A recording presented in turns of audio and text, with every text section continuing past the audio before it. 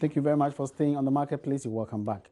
Now, senior level workers at the Kwame Nkrumah University of Science and Technology are being advised to return to their mother Labour Federation. The Senior Staff Association of Ghana broke away from the Federation of Senior Staff Associations of Ghana last year over transparency issues. Prince Appiah reports.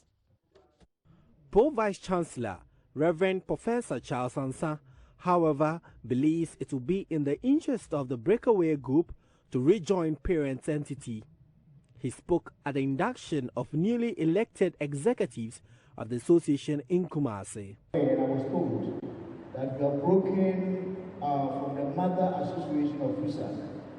I would like the new executive to consider this issue carefully and try and add the food to the sack so that we go back as members of the association. I believe that there are a lot of benefits that we can achieve from that, so please consider that. President of the Senior Staff Association of Ghana, Elvis Ejapon, says members will consider the advice.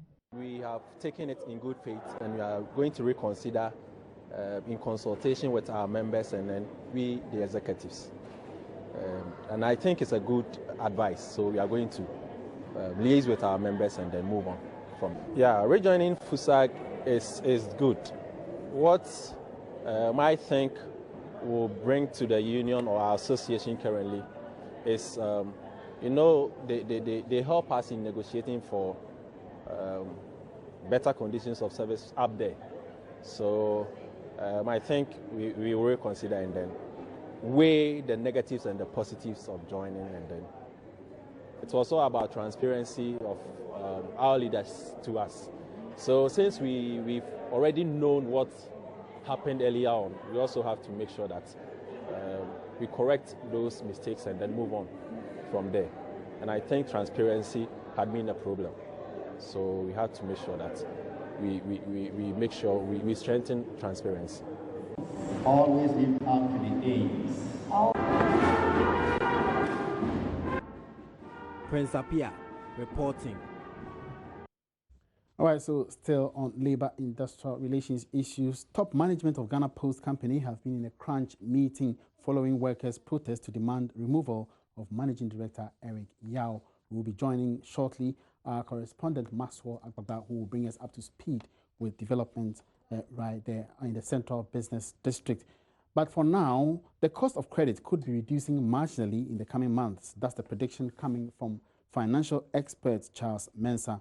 His forecast is based on the marginal reduction in the loans banks fear might go bad. Latest figures from the central bank reveal the non-performing loans have reduced marginally from 19 to 17% as of November last year. Governor of the central bank, Dr. Abdul Nashiru Isahaku, is attributing it to the restructuring of the energy sector debt. Financial consultant Charles Mensah tells Joy Business this trend would definitely reduce cost of credits. The NPL dropped from 19 to 17%, and the Treasury bill rate equally has also dropped. I think now it's hovering around 15.4% for the 91-day Treasury bill rate, and 182 is equally also hovering around less than 15%. So once you have some of these rates going down, what it means is that the cost of credit will equally go down. But as to the magnitude of the reduction, I'm not sure. The cost of credit is usually a function of the base rate plus the risk premium. So the riskness of the industry and the company in person or the company involved would determine how much risk premium they should add to the base rate. So I think that all this in one basket means that there will be a reduction in cost of credit as we progress. So this is a time that people should watch their treasury management thing a bit. It's very important.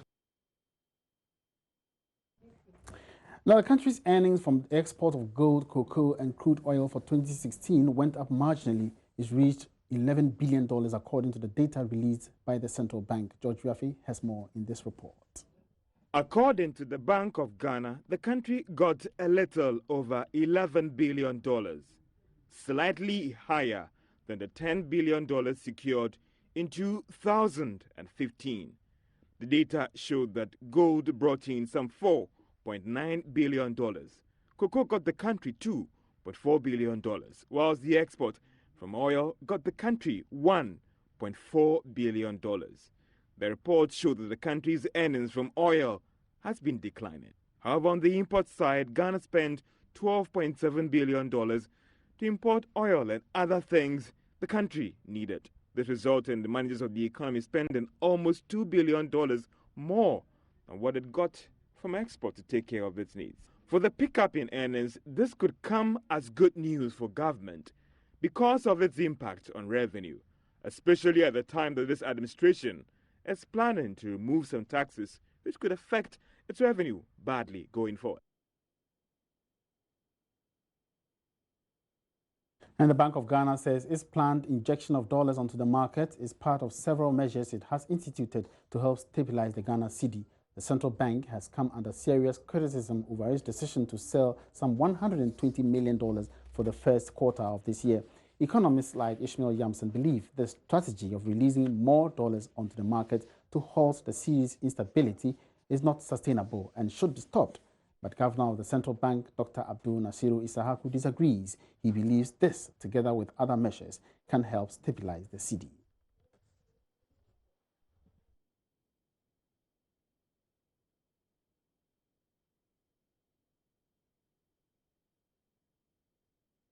The BOP would support the stability of this city. You know, it's in the... Yeah, okay. We've done the forecast and integrated all of that in our baseline model. Yeah. So, but we can't... we can't any recalibration of the macroeconomic framework would be done with a view to consolidate, you know, the fiscal, and so it will be done in a manner that the target set, you know, would not, you know, derail the fiscal consolidation process, and also, you know, provide sufficient space for government to undertake critical expenditures.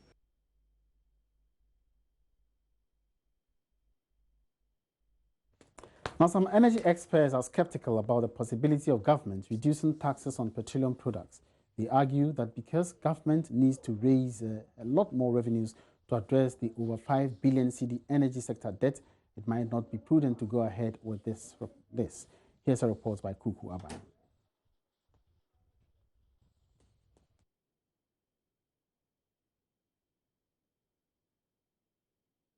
The energy sector debt, what they call the legacy debt, is a big problem. It is. Just talk to the VRs, talk to the ECGs, talk to everybody who is actually deeply connected with what is going on. It's not funny. It's not an easy issue. It has to be dealt with, but I don't know how it's going to be dealt with because the money is huge.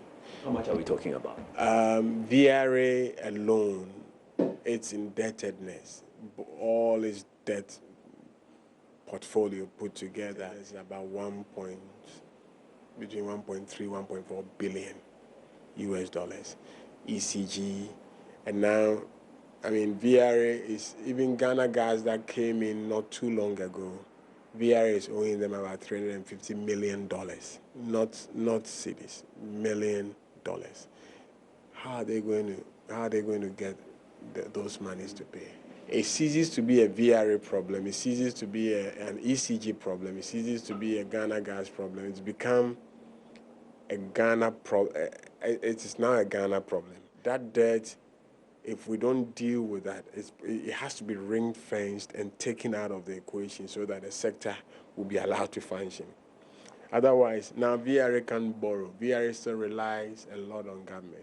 If you look at the 2015 VRA annual report, which is on their website, go look at the interest that VRA paid on short-term loans.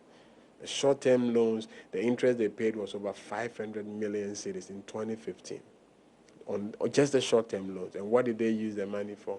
They use the money to buy crude in most cases. So the indebtedness will have to be tackled. I'm telling you, it has implication on everything.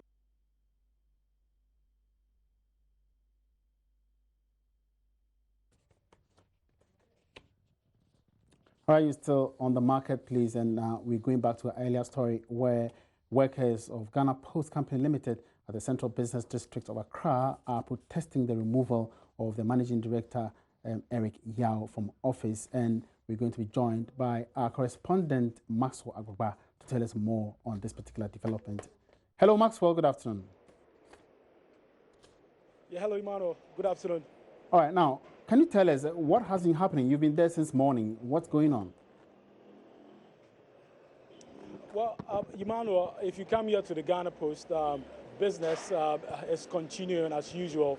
Earlier in the morning when we were here around 9 o'clock a.m., work halted temporarily because the union leaders were going around getting all the workers to come into the inner perimeter so they can address them about, to tell them basically about a meeting that they had with management. Now, if you come here, there are red bands fixed on the main gates, as you can see in your shot. If you get closer also to the reception, there are some signage there telling you about the grievance of some of the workers here, specifically the commercial workers union.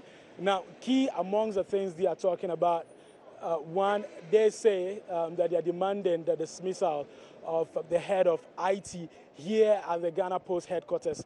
They claim, they are alleging that the head of IT actually was engaged in some fictitious act with some persons believed to be from Kenya.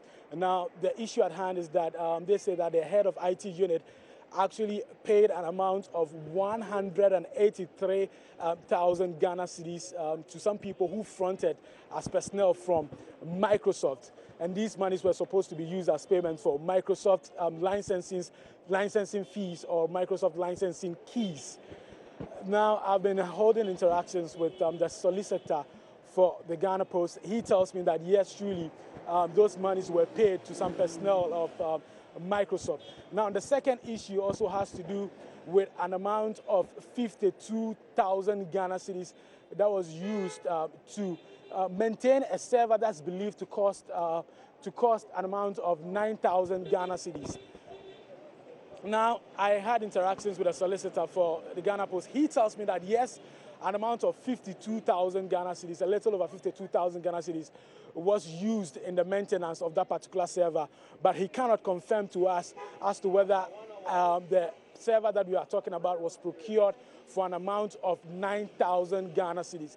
Now, the concerns that the workers are raising here is that if you buy a server for 9,000 Ghana cedis, why should you go ahead and maintain that particular server for an amount of 52,000 Ghana cedis? They believe that value for money checks were not done before that procurement, before that maintenance was carried out by the IT unit. Now, the solicitor for Ghana Post tells me that a letter is ready to be served on the head of IT unit and will be asked to proceed on leave by the close of today so that investigations would continue. Now, he also says that a committee has been put in place to study the report that was put out by the first committee. Now, the terms of reference for that particular committee are simple. Two, now one, they should be able to tell authorities of the Ghana Post why an amount of 183,000 Ghana cedis were paid to officials believed to be from Microsoft as payment for Microsoft licensing fees. Now, they want the committee to be able to establish that, yes, truly, this personnel who fronted for Microsoft truly work for Microsoft. Now, the second issue also has to do with the amount of 52,000 Ghana cedis that is believed to be used for the maintenance of the server that we are talking about. Now, they want the committee to also establish that, yes, truly, an amount of 52,000 Ghana cedis were used. In fact, they agree, authorities here agree that, yes, 52,000 Ghana cedis were used for the maintenance. But they cannot confirm to us as to whether the server that was maintained, the maintenance that was carried out on the server was procured for an amount of 9,000 Ghana cedis. So basically, these are the terms of reference for the committee that will be put in place, and they have about 2 weeks to be able to, carry out this investigation, Shimano. As well, they're also calling for the removal of the managing director, Eric Yao. What has he done? Well, as it stands right now, what is very clear is the head of the IT unit. The leadership of the union is divided on the subject on whether the deputy managing director in charge of finance and administration should also follow suit.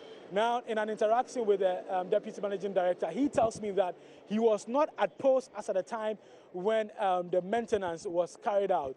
In fact, a lot of things that happened, he was not at post when those things were carried out. But the leadership is divided on this particular issue. One faction is calling for his removal, the other is not in support of this.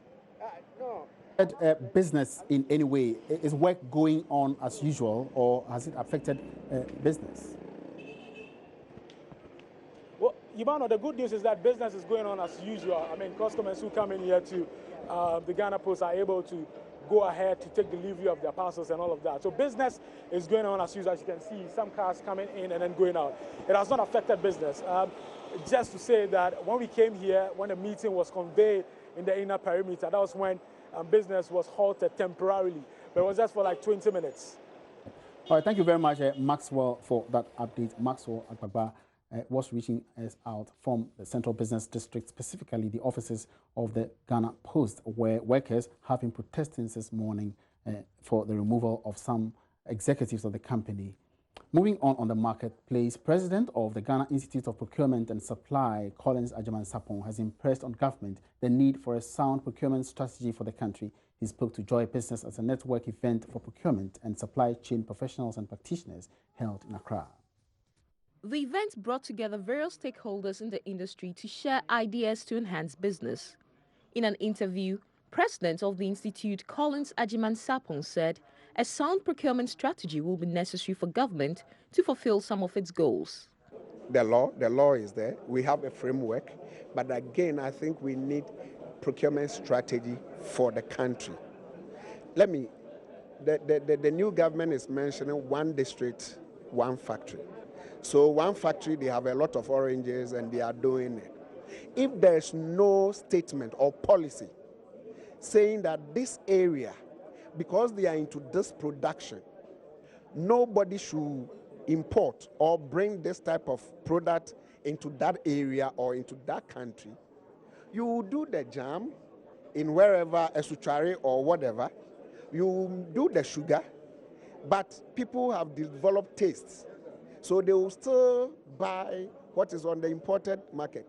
You will see that factory dying. So even for that policy to work, we need a conscious strategy from government. On his part, the Vice President of the Institute, Benjamin Baidu, encouraged government to do more to build the capacity of locals in the procurement chain. If you apply the concept of margin of preference and the fact that you want to develop your local industry, you can put in your maybe documentation, tendering document, say that look, any local firm that has a price more than maybe 10 or 15% more than a foreign distance, we're supposed to give the contract to the local person. By so doing, you'll be building the capacity of the local industry. That is one. Number two, if you also have what do you call it, a local firm, or let's say you want to give a contract to a foreign firm, what you can say is that, look, you want the foreign firm to partner or to have a joint venture with a local firm, so that there will be that kind of transfer of knowledge and capacity and skills and all that. If you don't have this margin of preference, consciously, implemented, of course, you'll not be able to build the capacity of the local industry. Since its inception in 2014, the Institute has provided a controlled environment for procurement practices in the country. Now, a holiday out there in New York turned out to be an eye-opener for two close friends, Ikua Boateng and Rima Turkey. They ran a lucrative mobile kitchen here in Accra. The Joy Business Fund this week headed to the Gimpa Law School, where they are currently stationed, to hear more about their story. Here's a repeat of the van.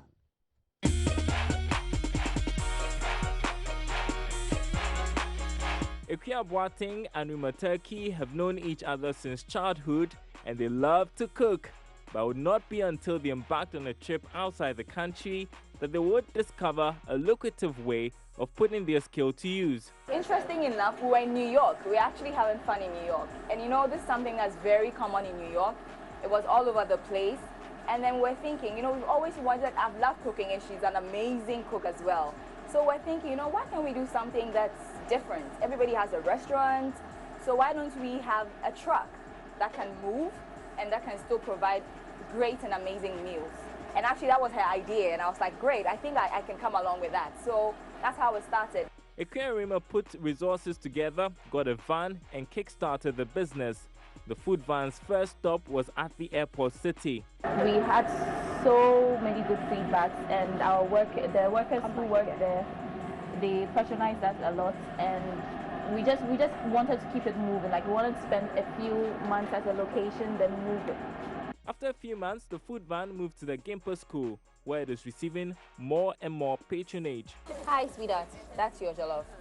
Thank you. One of the things that we love so much is the fact that we care about what people eat and what people take in.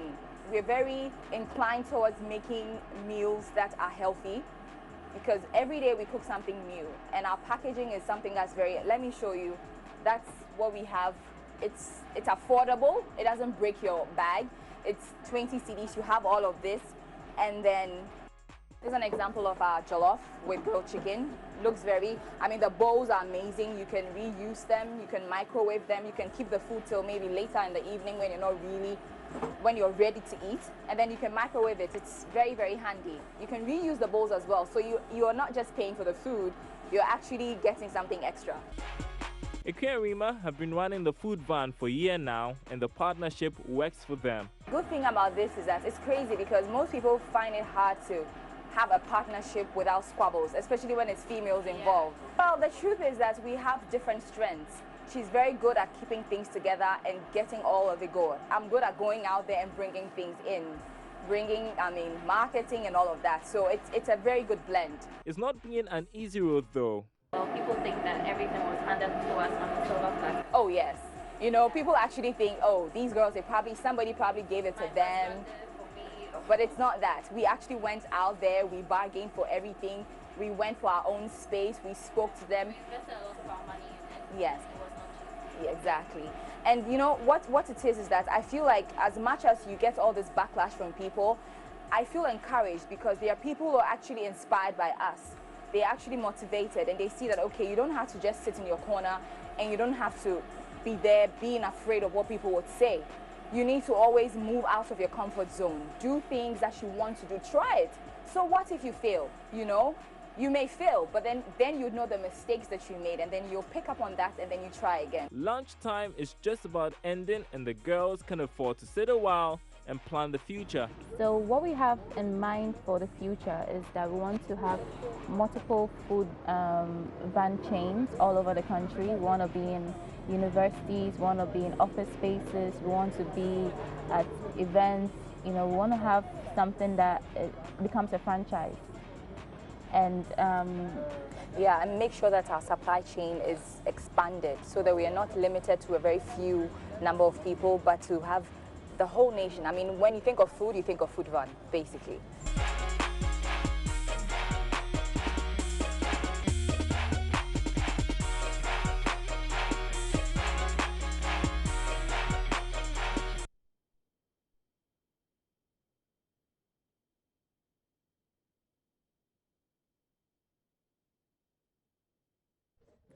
All right, so that's an epitome of good and secured food, right, on the Joy Business Fund. This week, catch the Joy Business Fund every Wednesday on Business Live, with a repeat on Thursdays on the Marketplace. And that's a wrap on the show this afternoon. Many thanks for your time and your company. My name is Emmanuel Abuaji. Let's meet again tomorrow, same time, for more interesting developments in the world of business. Have a great afternoon.